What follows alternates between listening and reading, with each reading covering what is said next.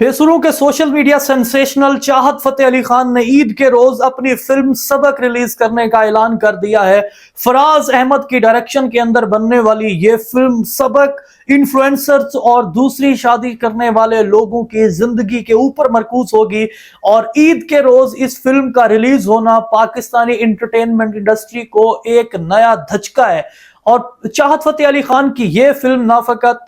Cinema hall की जीनत बनेगी बल्कि इसके साथ साथ सोशल मीडिया के ऊपर भी खूब दाद समेटने की कोशिश करेगी। चाहत फतेह अली खान का ये डायलॉग अस्सलाम वालेकुम all the way from London ये भी इस्तेमाल किया गया है और इसके साथ साथ चाहत फतेह अली खान की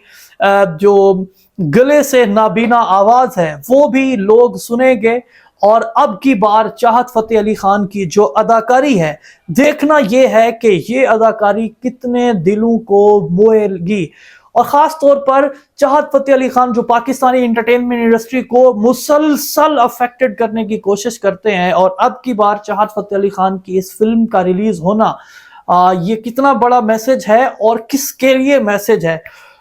इस वक्त सोशल मीडिया सार्फिन भी चाहत फतेह अली खान को खूब लताड़ रहे हैं, कुछ लोग उनको अप्रिशिएट भी कर रहे हैं, कुछ ये भी कह रहे हैं कि ये गले से नाबीना गुलकार क्यों लोगों के गीत को रीमेक करके उनको तबाह करता है, ये अपना कंटेंट क्यों नहीं लेकर आता। तो चाहत फतेह अली खान की ये फिल्म सबक भी इस हवाले से काफी अहम होगी कि इस फिल्म सबक के अंदर क्या जो स्टोरी है वो सारी की सारी चाहत साहब की अपनी है और इनके अपने किसी कंटेंट राइटर ने लिखी है या फिर ये स्टोरी भी किसी और फिल्म की स्टोरी को कॉपी करके ही बनाई गई है। सो स्टे ट्यून्ड, देखना यह है कि चाहत साहब ईद पर आप सब के लिए क्या नए गुल खिलाने वाले हैं। पाकिस्तान जिंदाबाद।